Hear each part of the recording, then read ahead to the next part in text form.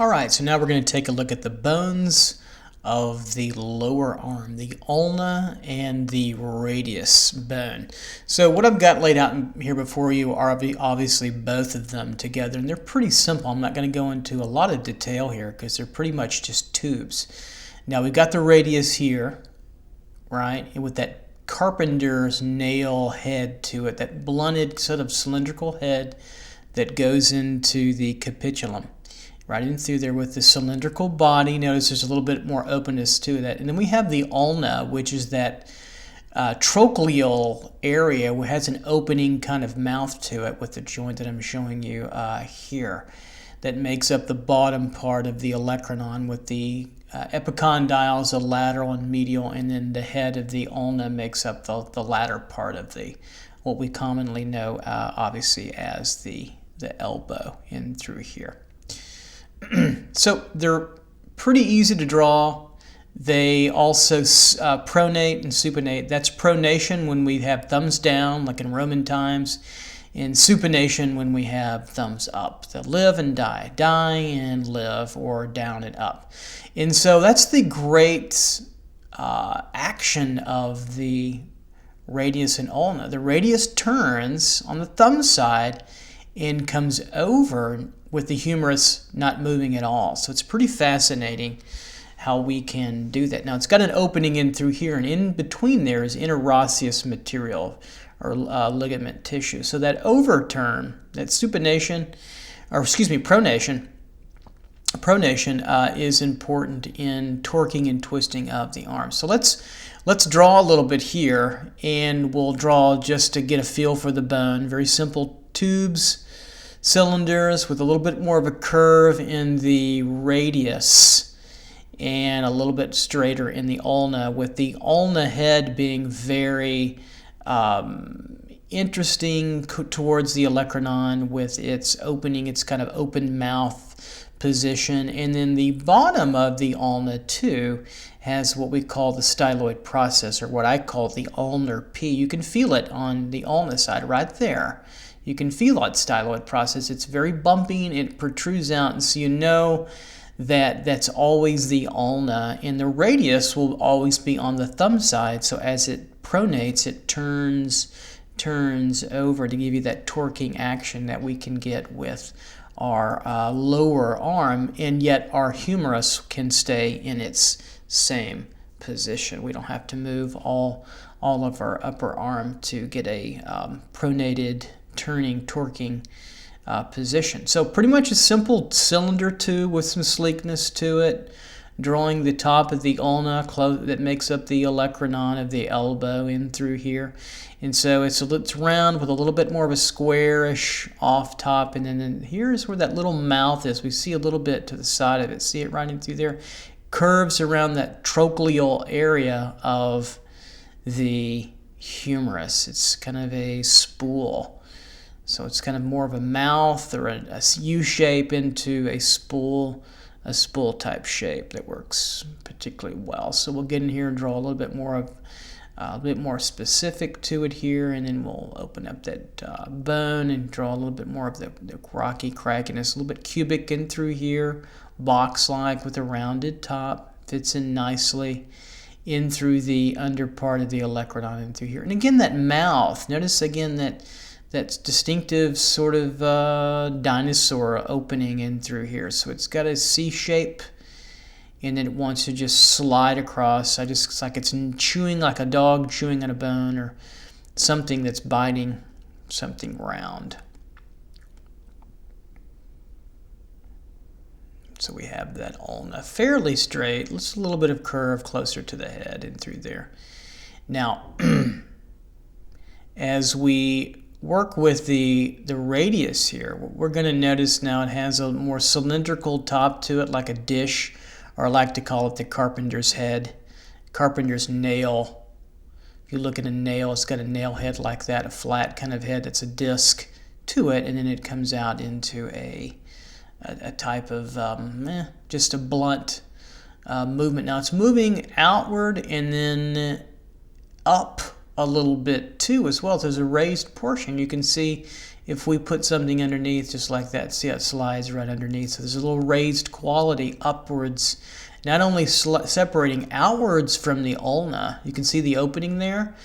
That will be the case unless it pronates, and then it will come back into and make up the rest of what we call the wrist area and get a little bit of a stronger head to it. So notice that the heads are bulkier on the opposite ends of both the ulna and the radius to one another, in creating that open area in between them, and that's filled again with interosseous ligament material, and then of course the abductor pollicis longus and the extensor pollicis brevis both originate roughly in that interosseous area of ligamented material in between there. And I'll draw a little bit of a few lines to show that for you as well. So just getting familiar with the ulna and radius. They're not too terribly difficult to draw. I think probably the hardest bone to draw in the human form is probably the skull, and then after that probably the pelvis, then the rib cage probably coming after that, and so on and so forth. So that nail head, toning that down in a little bit at the top of the radius, it moves into that roughly that ball-like capitulum or capitulum, however you want to say that. My pronunciations aren't the best, I admit that. Now, the interosseous material in between, so both this is covered in, just like the tibia and fibula, with fibrous, strong, ligamented material to keep them separate, to keep them together. And it's very, very much like strong rubber-like webbing in through here, so that gives you that. Now, important to know where that overlaps, where the radius overlaps. They touch together pretty strongly. In most views, you'll see a little overlapping. Now, let's talk about that pronation in that turning in through. Let me get it to the right space I want to get to. I fumble around with it here until I get to it. But you can see where we're pronating. So again, where we're underturning here, it's like we had it before, but it's best shown. Okay, we have pronation the opposite way, but we can do that here underneath. So we're looking underneath the arm here. There we go, lower arm, and then see how that pronates. But notice again how the humerus does not move. That's important. We can have that kind of torquing ability. So let's just analyze this very quickly, drawing it out. So we can separate these two bones together. Or draw them together really quickly. One quick rectangle and a few lines just to show the space in between and where they come together at the joint. So we have that natural look. And then we have the pronation now. That wrist turns, the thumb goes with it 180 degrees, and so it starts to really turn. And so the radius, will go over the ulna. So that can make it confused. Radius at the thumb area will go over the ulna section of that. So let's draw the other side of that down here below and feel what that's like. So now we have the radius, and it's out and above now that intersection. Okay, we have the radius, and then underneath it is the ulna. Okay, remember the ulna has that little ulnar P of the styloid process. Okay, and then the radius is on your thumb side, turning over. So pretty interesting idea. Open position versus a turned position. That's going to close them up a little bit as well. And that's pretty much it. It's not complicated here, I don't think. That's all I wanted to do here, and I want to get to the next series, which is going to be much more complex. Is all the muscles. We have about 12 we're going to talk about of the lower arm. So why don't we get to those? All right, now we're on to the wonderful world of the lower arm muscles. So there are 12 of them. Take heart. They're difficult, I understand. When I was a student, it took me a while to get them. Now, we're going to be showing the arm muscles in this relaxed position. So when we do the extensors here, like so, we'll be looking at it like this, and when we do the flexors, we'll be looking at the bones like this. We're not going to be doing pronation, so that's even more difficult. So we're going to keep this a little bit more simple. Just keep in mind we're on the right arm, both the upper and lower here, and we're going to keep it more kind of relaxed where both the ulna and the radius are open. So that's important to know. And then this diagram up here is for just the simple thinking of the shape of the forearm later on. So we're going to break down the muscles, and then I'm going to show you a simpler way to think of them because they really can be grouped all together. Okay. Now, take heart. There's a lot. There's 12. Some of these names are long, but ultimately, overall, they are simple in that most of them are cigar-like or tube-shaped with very long attaching tendons down to the wrist. So just keep that in mind as we go along. Now we're going to work with the flexors. There's 4 groups we're going to work. We're going to work with the flexors, the extensors, and then there's some doubles and a little pair of thumb muscles. I call them the parapolisis muscles. But we're going to work with the flexors first, and they really work your arm and your hand when you clench your fist. So the first one is the Pronator Teres, and it's going to be located on the lateral condyle there.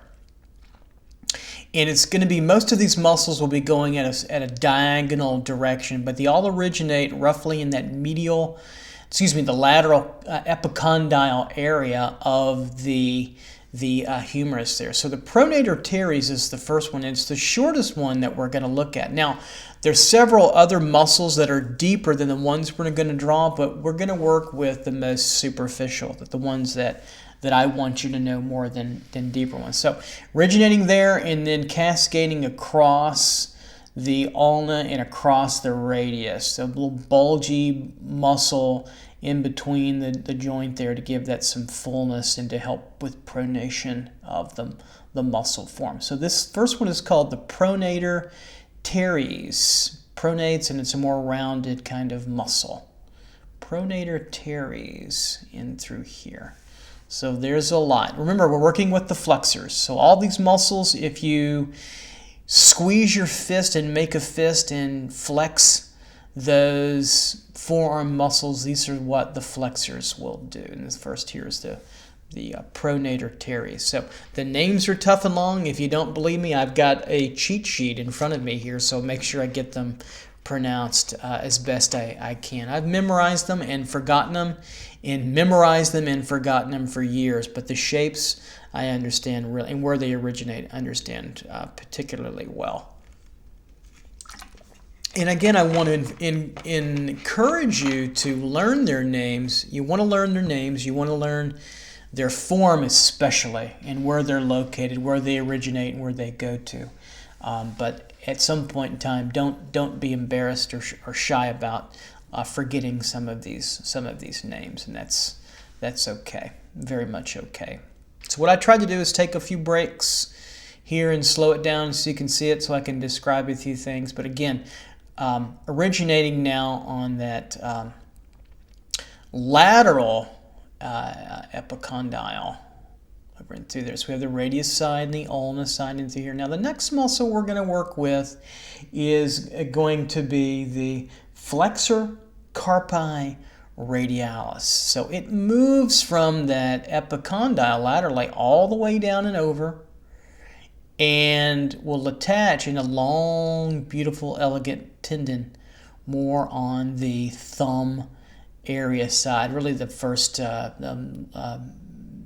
long finger there. Now, it's an elegant cigar-shaped tube or sausage-shaped like muscle with a very short originating tendon up towards the lateral epicondyle, but as it comes down, it ends roughly in the bulky, meaty head of the forearm, and then you'll notice that all of these muscles will cascade downward gracefully into a very nice, elegant, long, thin tendon. And as you buckle or fist up your arm, and if you have the light projecting just right, you can see these tendons bulge. You can see them really bulge and come outward. So we have the Pronator Teres, and in the next here we have the flexor carpi radialis, going to the more radial end of the arm.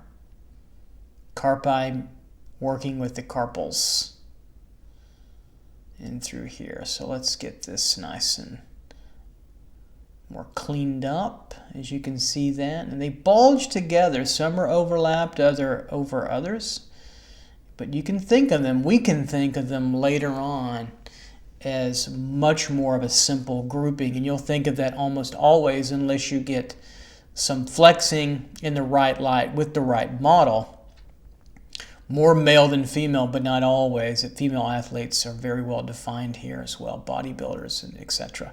So riding through, you can tell where it's moving down in this different position and through that long. Look how long the tendon is. It's about half of the overall form. So it's a real simple form to remember, kind of a simple cigar tube shape with a long tendon head to all of them. And of course, we're running around these forms in through here. Now, the next one originates from the same area, but it's a little more underneath, a little bit embedded, and it starts to make its way outward. And it's the palmaris longus. It is more in the middle part of the forearm, and it flays out with its tendon ending into a more aponeurosis triangular delta, if you will, kind of form and or shape to it. So I'll draw that as it cascades roughly down into the hand. I'm not as concerned about where where it originates or attaches down into the hand. We'll get the general location of those, and that will be enough to know. We want to know that upper form especially, and the tendon coming down where it's located. Is it more radially oriented, or is it more oriented on the ulnus side, or is it more in the middle? So we have the Pronator Teres, the flexor carpi radialis, and then now we're working on the palmaris longus. So check those out in your anatomy book. They're right there for you to diagram. And where we're really going to have fun is with the more active diagram. You want to learn where they're at, what they are, what their name is, and what their form shape is first. Get that under your belt. So when I learned by instruction, lecture, and then a rough drawing. And then I went back and did more rough drawings, and it got cleaner and clear until I could do it pretty much well out of my head. All right, continuing on here with the palmaris longus.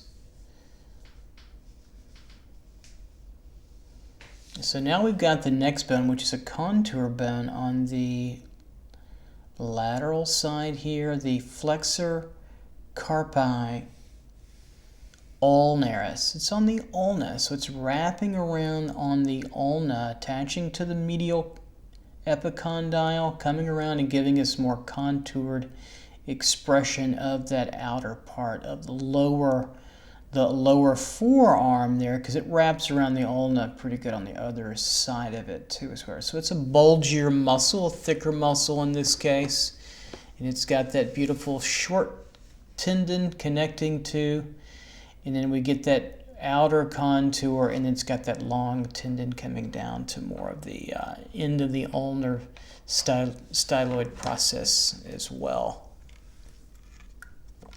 So it gives us that outer contouring expression of our form in through here. So now we have our four flexors that we want to know. Remember, they're more underneath these, but this is what we want and need. We have the Pronator Teres, the flexor carpi radialis, the palmaris longus, then the flexor carpi ulnaris, which is what we're working on here, that cigar shape in through here.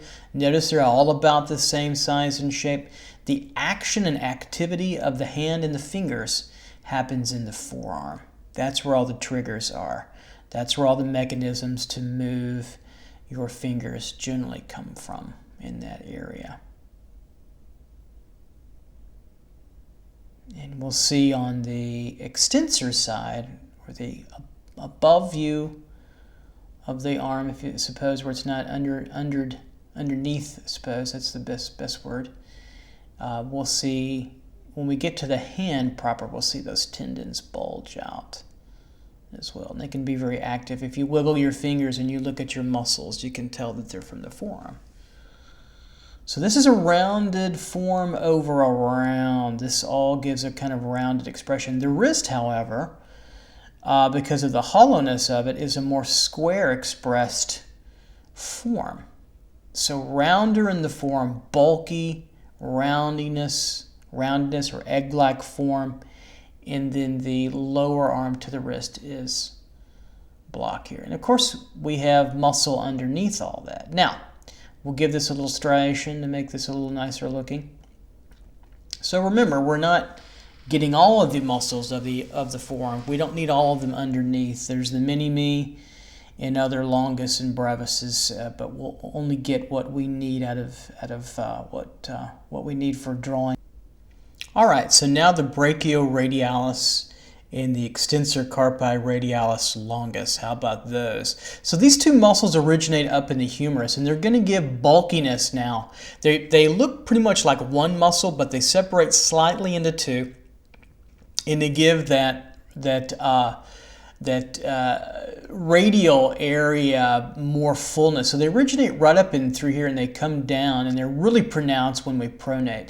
It's the brachioradialis, the brachioradialis, and the extensor carpi radialis longus. So let me show you what those look like and where they're at. So they're attached up in through here on the humerus, and they come over the epicondyle in through here. They're to the side of the brachialis muscle, and get overlapped a little bit by it as it comes together. And then they overlap through here, bulky quality to it, and will come and meet roughly in the middle there to the Pronator Teres, and then split and create a little bit of a cradle or a gap, if you will, in your arm there. And then you can see the tendon of later on the biceps brachii, the one that attaches to the radial tuberosity or radius tuberosity, come out. So the head bulks in through like this, attached to the humerus more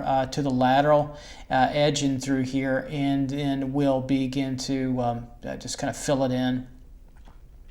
And you'll begin to see. Now, you won't get much of the Extensor Carpi Radialis longus. Now, we've heard the Extensor Carpi Radialis Brevis, correct? But now we have the Extensor Carpi Radialis longus. Extensor Carpi Radialis longus. Actually, I haven't told you about the Brevis yet. There are two of them. There's the Extensor Carpi Radialis longus and Brevis, so sorry about that. I don't want to confuse you too much. It's already confusing. So that's going to come down and give bulky expression now to the outside of that forearm, looking underneath, and coming over more to the radial edge, down right on the thumb side of that. It's pretty bulky, and you'll see that form out. Now, the other muscle that it really is connected to, that makes two, they're kind of a double, I'll call them the doubles. The Extensor Carpi Radialis longus is slightly next to it in this particular view. And I'll just give a line or two to show you that. But they fill in this rest of this bulky filler of your forearm in through here. So the Brachioradialis and the Extensor Carpi Radialis longus. So let's separate and define these muscles out further. A little bit more of a gap in between there that gives a slight hollow right in through there. And that's your biceps brachii will come through with their stronger tendons, and then the brachialis will fit in there too as well to give some room. So we're getting now a little bit more feeling for the fullness of the forearm. So we run around through this, so a more rounded egg-like form in its compositional concept of form here. All right, coming down, and it starts to end now into more of a longer tendon too as well. So we have that connection there. Again, so it's slightly underneath and to the side of, right in through here, the extensor carpi radialis longus. Let me indicate that muscle for you. Just we'll get a little bit of it showing through, roughly right in through here and being on top of the brachialis, and then downward to fill out the rest of that form on the thumb side. Remember, we're on the thumb side now. Radialis, brachioradialis, and then the phrase words extensor carpi radialis longus will tell you where we're at and through there, and I'll give that. You won't see these muscles split up. As a matter of fact, a lot of these you won't see split, but we're learning what makes up the structure of the egg form of the forearm to better understand what makes it work visually. And then when we do see these definitions take hold, we know what we're drawing better. But most of the time you're going to see it as an egg form in through here. So the tendon ends down on the radial side, closer to the thumb, and of course there's the palmaris longus there through there. It fans out, and let's just clean up these tendons a little bit as they come down. More square formatted, and then more round or egg form at the top.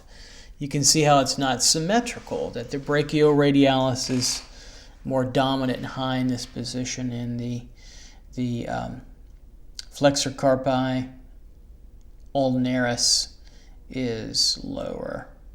So now I'm going to draw the brachialis here, just to add a few upper arm muscles. The brachialis, which we know is the deepest part of the upper arm bone, sitting in that pocket, getting a little overlapped by the brachioradialis, and then we'll see the brachialis there.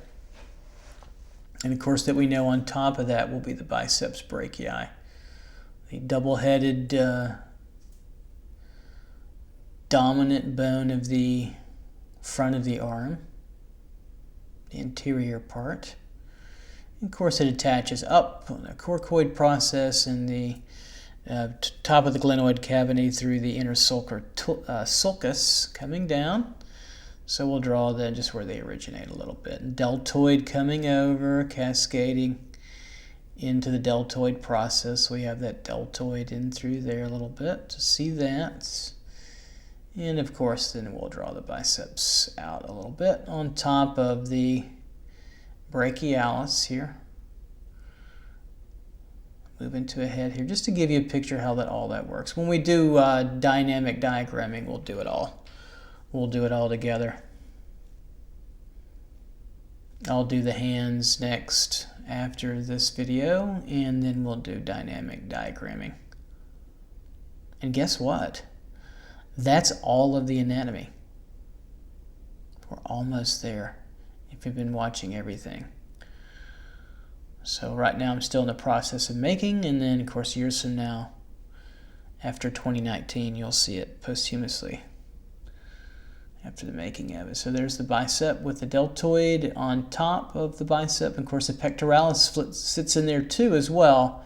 It's a layered process, but there's where the tendon comes down in the coracobrachialis. Rounded egg form here in the forearm, blockier in the lower part. Okay, now let's take a look at the simple shape of this, and let's learn how to think of this without drawing all these muscles later on. So we think of it as an egg form through here. It's kind of a tube made by the bones. The bone makes the tube, and then the muscles, it's like having an egg jammed into a little tube. So there we go, brachioradialis, right? Extensor carpi radialis longus, and then coming on down. Notice the axis here, diagonally across, lower on the flexor carpi ulnaris. Okay, pretty stocky there. Rounded egg form, and then bulkier, boxier as it comes down to the wrists and through here. And this is going to pop out right there. I'll show you what that means in a little bit. The pollicis pair of thumb muscles and tendons, and right through there the ulnar styloid process right through, or the ulnar P. So I'll make that so that's a classic kind of ovally egg form, and through all these muscles turn around, and they'll come around over the bones as they attach. This is what they all make together when cartilage and fat and everything comes together. All that coming together makes an egg form, to simplify what's on the bottom and through here. And so remember, with the flexors underneath here is that everything is moving from the epicondyle, right? The ulnar side epicondyle, or the medial side.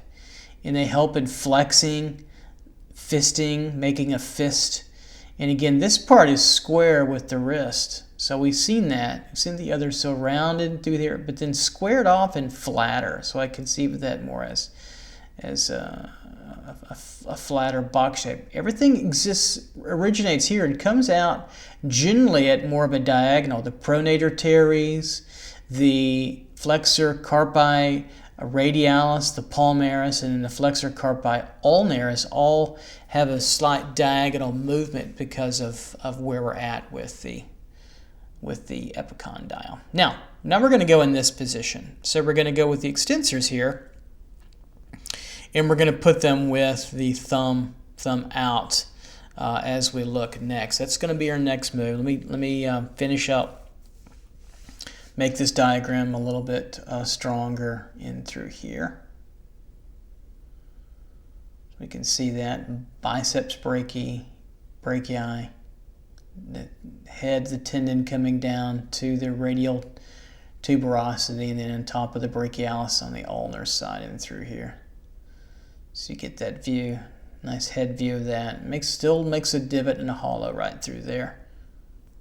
All right, now for the extensors. So we're going to have now the position of the extensors on top of, and so they do just the opposite of the flexors. They help to extend and pronate in addition to the flexors too, but they help to extend the forearm as well. So we're going to have it in this particular position where the ulna and the radius are relaxed and they're not torqued or twisted on top. I think that's going to be important to understand here. So we've got now 4 extensor muscles to worry about and learn as well. And they're all in your book, so just remember that. So we've got the Extensor Carpi Ulnaris, the Extensor Digitorum, the Extensor Carpi Radialis Brevis in the little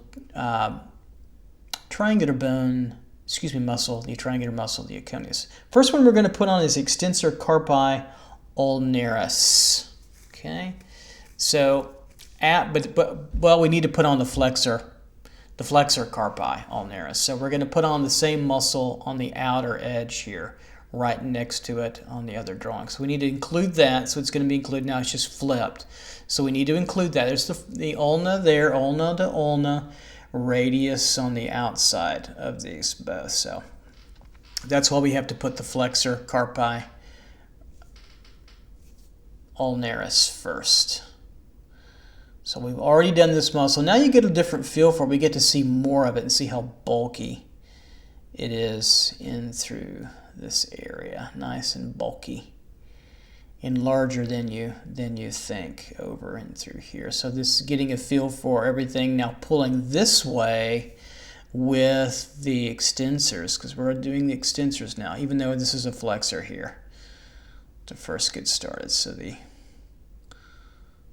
flexor still, but it makes that beautiful egg form here in the forearm right through there. That'll come on down to start to bulk out and give us a sense of its shape and form, up and connected to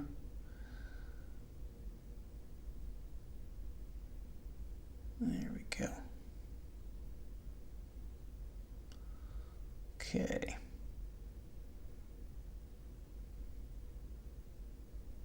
So the flexor Carpi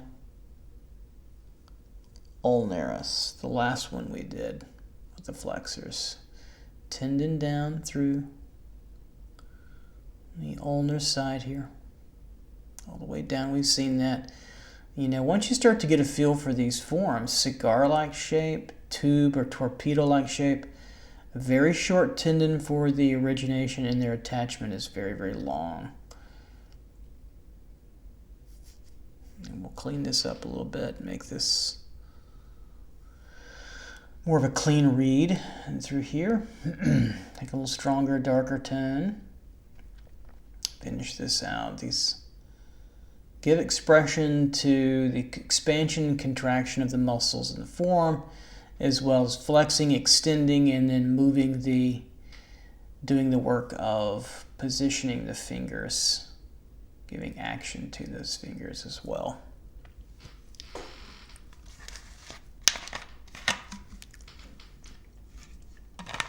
Take a drink.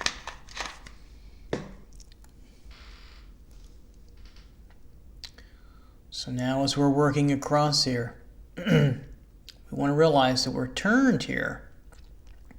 And so this flexor does move across and underneath on the ulnar side and catch a little bit of what we just drew before as we see that. So it's important to know where you're at in your point of view when you draw these muscles. It can be a little bit challenging, and then because we have the front and back of these, but also because of the pronation and supination of the ulna and radius. That's what threw me off. It's probably for me it was the hardest region to get a handle on, anatomically speaking, when I had to break it down, and then teaching it, you know, go back and relearn it in a different way. In some ways, a deeper way. Okay, so we have that now. The next muscle, now we're going to get into the extensors, the extensor carpi ulnaris. Okay, so we're going to attach over here to the condyle, up a condyle, come across and through, and get more into that long tendon, more on the ulna side. So the extensor carpi ulnaris. So let's start in through here. So we're going to come across here and attach over and through here now, and have that, again, that diagonal movement that's going to come in through here. And it's going to leave a little space around the olecranon and the elbow, and we're going to fill that in too as well. So again, a muscle that attaches over on the radial side and then moves over pretty median through here. This is the bulk of this forearm. You can see that sometimes when you flex your forearm, when the model is right, when there's not a lot of extra material, and you'll see that come into diagonal, and you'll see it start to really bulge and head out like you will the front of the calf. So we have the extensor carpi ulnaris. Extensor carpi ulnaris, next to the flexor carpi ulnaris. So now we're in the extensors proper here. So we have that long tube-like, canal-ish, however you want to say it, worm-like if you want, with that long tendon coming up and over to the more ulnar area, the third or second finger from the pinky. Tendon working in that area. So I'll separate these a little bit. Some they connect together a little deeper than others. Through here. Just to slow it down a little bit so you can see that. Because you already know 6, so we have just 6 left to go.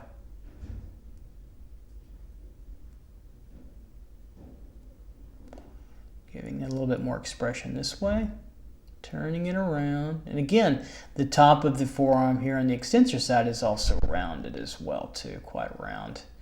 Round at the top, egg form in a tube, tubular and round, and then box-like by the wrist.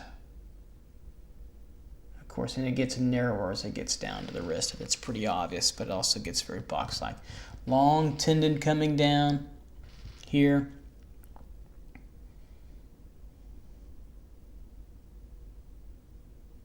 There we go. So giving you some time to see that. So that's the extensor carpi ulnaris. Our next muscle is the extensor digitorum. In some ways it's analogous to the palmaris longus, but the extensor is going to, like in the leg, in the calf muscles in the front there, it's going to connect these joints and hit all four, not the thumb, that's the pollicis. All these tendons will come down on the metacarpals here and over the top, and they'll connect here. So the extensor digitorum, just like in the calf, the extensor digitorum as well. It's one of my favorite muscles. Pretty bulky, beefy muscle, originating in the same general area as the radial epicondyle area, starting to bulk out, give more expression a little bit lower because the axis has changed now, coming through here. Remember, we're looking down. Just note where the thumb side is, the radial side is.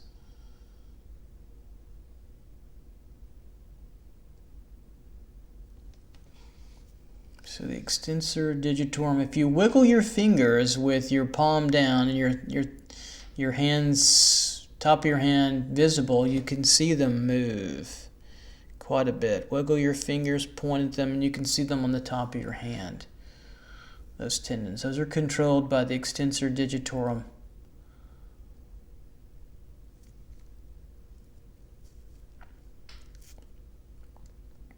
And they start to channel out into their respective areas of influence here.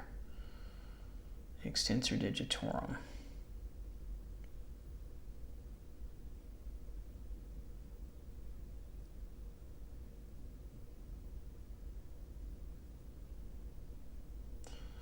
And we'll pull this in together and give it more tone. Again, kind of torpedo shaped or cigar shaped through here. Sits in between these, various degrees of overlapping.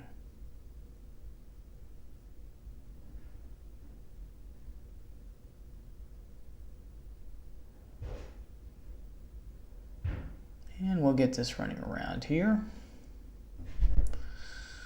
nicely. There we go. And then turning in and make sure we get clearly the long tendon that breaks into other tendons. And of course, these extensors, they all move around together. They're all grouped in together. So the top drawing is important to show you how you can think of them all together. And then we separate them, but they're all running around the ulna and the radius bones. It's a really strong kind of turn. Now we're going to go for our next muscle, the extensor carpi radialis brevis. Let me say that again. Extensor carpi radialis brevis. Okay, it's analogous to the longus. We'll see that in a little bit. We've seen it on the other side, just a sliver of it on the outside. Here we're going to go for the extensor carpi radialis brevis here, and with a little bit more fullness, and it's starting to get that contour now of the outer part of the form here.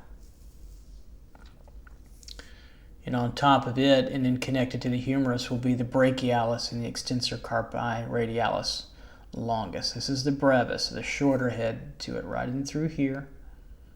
That same kind of cigar shape, but underneath covered a little bit, and with the tendon coming into the first finger area. Let's make sure we clean that out a little bit.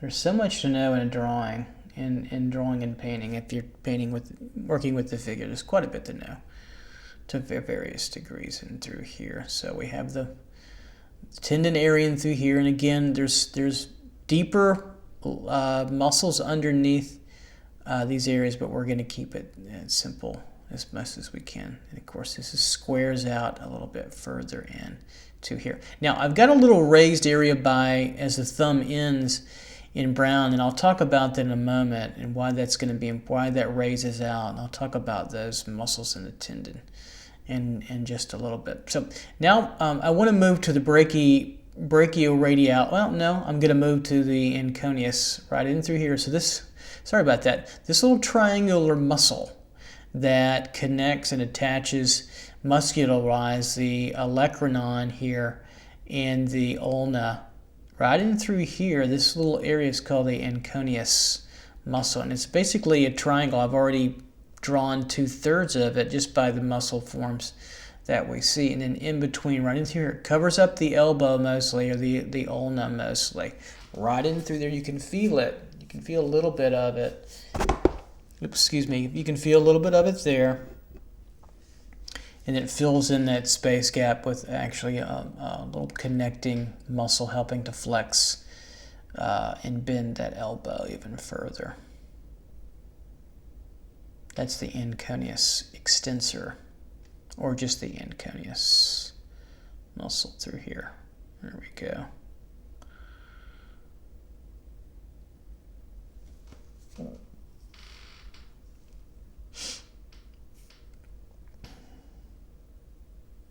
Triangular in shape. There we go. A little flare there. Flick of the wrist.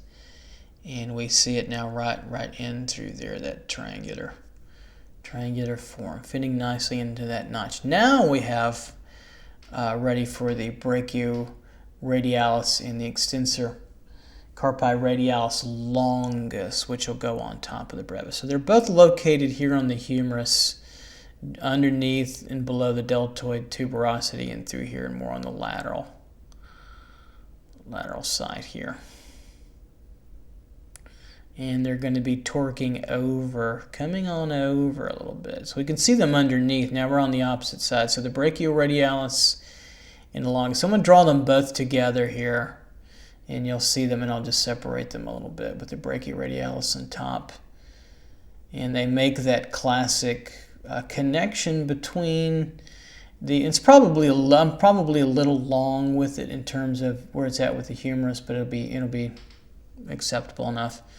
And they connect these two together and again help with pronation and supination. But they really, you don't see them split, but there are two muscles. Again, the brachioradialis and the extensor carpi radialis longus. Make sure it's the longest. The brevis we've already done.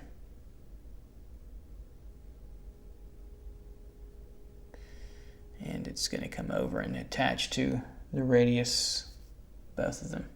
And it splits a little bit right in through here.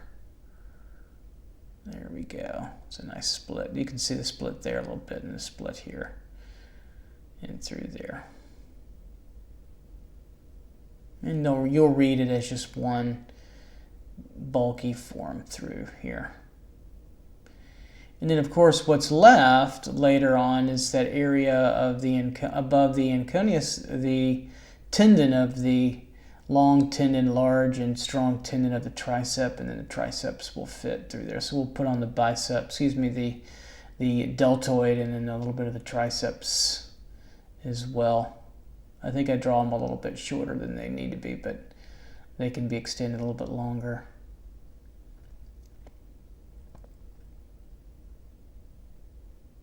And just running these around to get a feeling of the tube and lateral quality to all of these as they run around.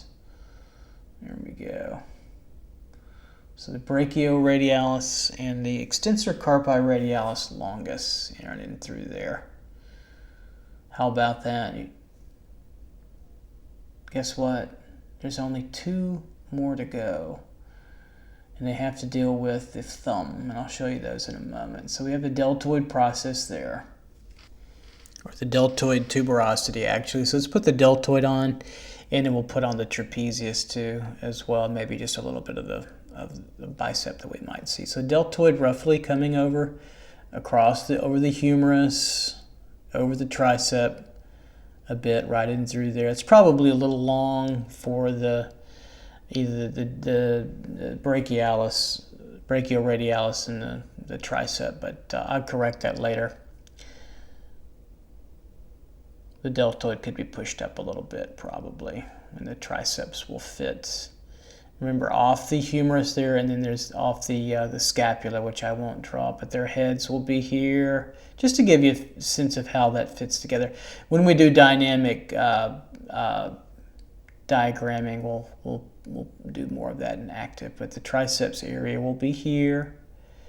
The bulkiness of the heads where they kind of cup over, and those tendon, that long tendon will connect and come down to the olecranon area, right in through there on top, and then of course it'll be right in the area where the enconeus is as well, that triangular muscle and through here, coming downward. Bulky part of the deltoid and the triceps.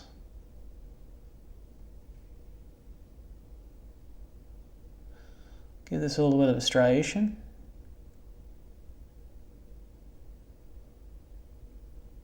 So we'll be sure and put all this together, as right now we're deep into the woods, very, very, very deep, and we want to see all these shapes and forms come together to make really competent, beautiful arms. So let's take and transfer now this form over and see what this looks like now on the extensor top of it, right? And then we'll put those little thumb tendons on, muscles. I'll show you that in a moment. So now let's bring this over here. So we have this really bulky part here on the ulna side. Okay. And then we're going to come over and downward to the ulna, and that little styloid process will bulge that out. So you know that is the ulna side, that's the radius side. Right in through there. So we see that, and it hits that little area, we'll bulge that out. And this makes, again, a nice egg form right in through here. Okay, right in through there. And now we're going to come up and just group all these muscles together, and the axis of the greatest degree of width is going to be the opposite from the other side, right on this side. And bulge out here, and then narrow right through there, and then it's going to bulk out. Watch this, right there. See where I'm drawing that? That's the last two muscles that we're going to put on, right there. And they're tendons, and they're going to come to mostly the thumb, the pollicis or pollex, the thumb area. And that's going to make that little area bulk out. So once we get this egg form, see, that's another classic egg form with all the extensors, the superficial and deeper muscles, that superficial ones we've drawn being on the surface. Now, let's take a look at where the pollicis muscles go. We have two to learn, and they kind of connect together.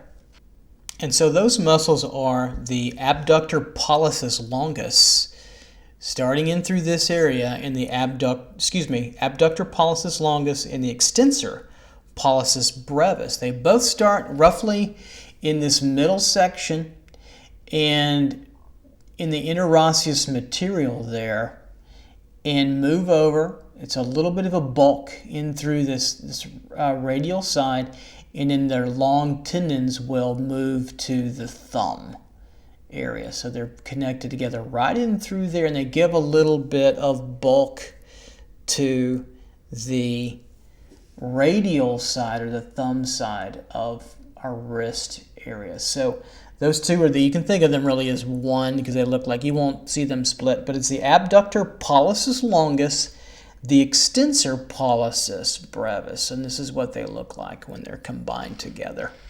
And they sit in that little fossa joint of the interosseous material, connected a little bit to the ulna, and then in between there, and they come across and torque over.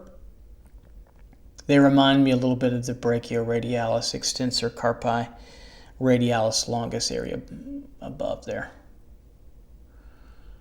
But it gives you that torquing and twisting that these muscles will do, both the flexors and the extensors. And getting that contour to clean up for us right in through here. So the pollicis pair.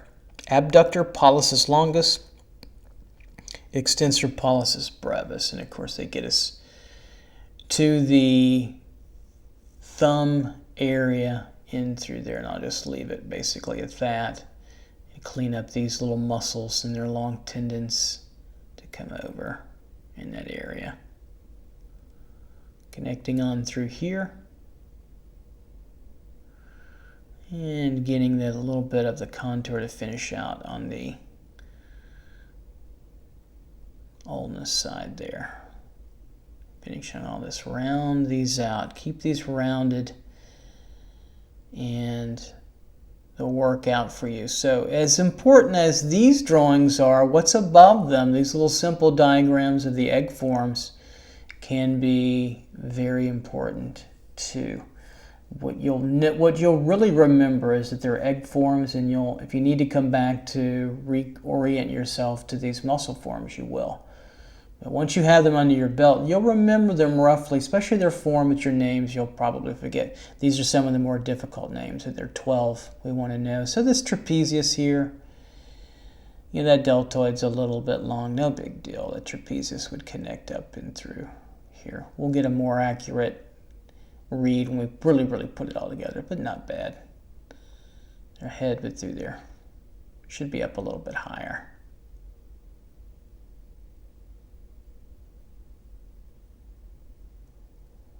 So that's not much left. So there are 12 muscles of the lower arm that you learned. The extensors, the flexors, the doubles of the brachioradialis, extensor carpi radialis longus, and of course the pollicis muscles as well. So that's quite a bit. That'll keep you active and going. Good luck. Bye-bye.